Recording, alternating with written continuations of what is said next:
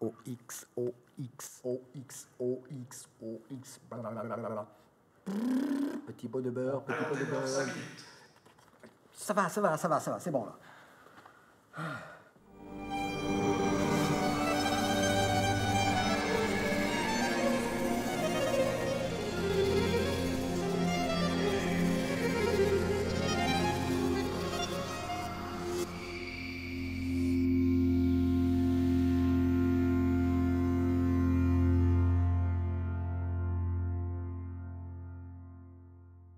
Nous venons d'apprendre la disparition tragique d'Eurydice. On ne présente plus Eurydice, cette jeune fille douce et sensible, mais hélas, malentendante, il faut bien l'avouer.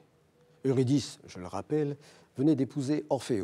Et j'ai le plaisir de recevoir sur ce plateau Calliope, la maman d'Eurydice. Sa belle-mère. Sa belle-mère, pardon. Alors Calliope, racontez-nous cet accident tragique. C'est une morsure de serpent qui aurait été fatale à Eurydice. Pas du tout. Tout est parti d'un bonbon. Pourtant, d'après mes informations, il est question d'un serpent. Un serpent qui aurait mordu Eurydice durant sa fuite. Eh bien, vos informations sont fausses. Eurydice s'est étouffée. Avec un bonbon. Un bonbon empoisonné au venin, j'imagine. Un bonbon à la fraise. C'était son parfum préféré et elle devait... Bon, j'entends bien. Ça, c'est la version officielle. Mais en réalité, avouez qu'il s'agit d'une morsure de serpent. Nous sommes entre nous, vous pouvez tout me dire. Je vous répète qu'aucun serpent n'est à l'origine de son décès. L'autopsie est précise. Il y a de nombreuses ecchymoses, 3 côtes de brisées, dont une qui a perforé un poumon. La mort est due à l'étouffement provoqué par un bonbon qui a fait fausse route.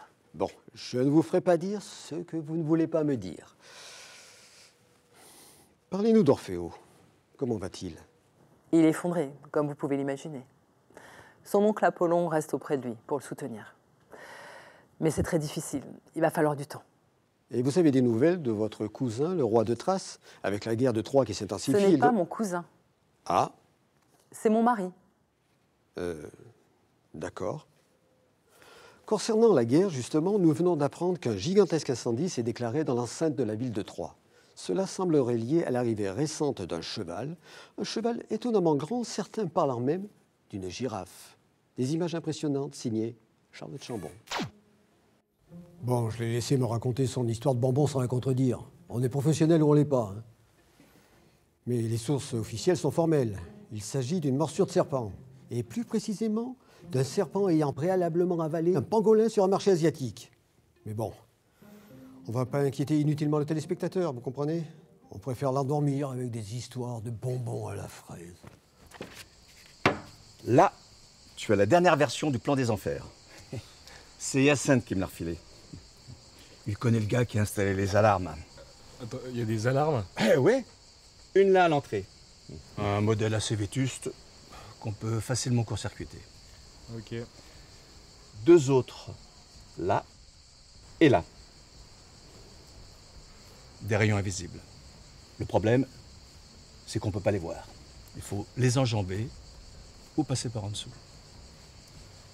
Mais rien d'infaisable. D'accord. Plus compliqué par contre, le couloir du fond. Ils viennent de remplacer leur vieux système par un dispositif de dernière génération, à reconnaissance biométrique avec identification de la démarche. Seuls Hadès et quelques sous-fifs y ont accès. Non mais attends, je dirais, c'est impossible ton délire là. Impossible en effet. Sauf si tu passes par la sortie. Une sortie aux enfers? Effectivement. Mais comme personne ne l'emprunte, tout le monde a oublié qu'elle existe. Comme je te le disais, la sortie est là. Aucun système d'alarme pour la protéger. Mais il y a un hic. un hic? Le Cerbère. Un monstre, assoiffé de sang, qui rôde dans les alentours. On dit qu'il se déplace sans faire de bruit et qu'il est doté d'une intelligence hors du commun. C'est tout? C'est pas tout! Sa mâchoire en possède une deuxième, rétractile, extrêmement puissante. Son corps est un alliage de titane. Son sang est composé d'acides moléculaires capables de perforer n'importe quel blindage le plus épais. Si j'étais toi, je passerais plutôt par l'entrée. Ok, bon, tu me laisses un peu de temps, hein, voilà, et puis j'ai peut-être une idée. Peut-être un truc qui pourrait marcher, là.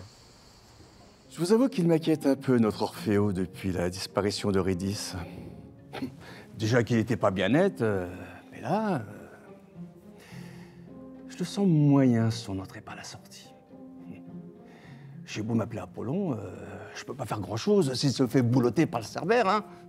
Et c'est Calliope qui va me tuer si ça se passe mal. Hein. Je vous dis, c'est la merde, hein. C'est vraiment la merde.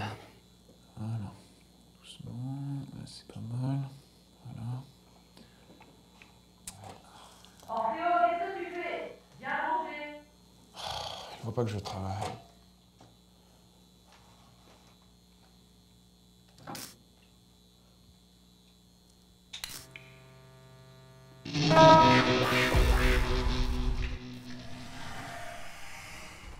N'importe quoi.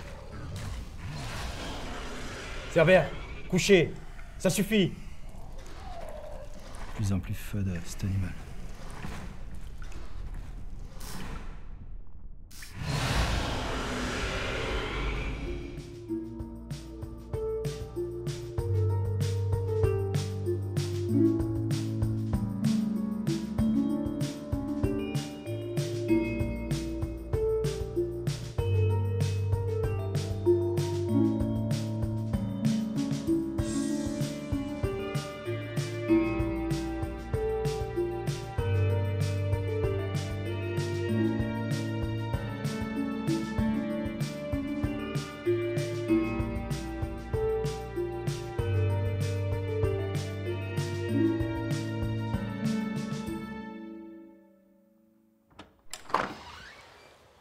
Il viendra pas, ce c***.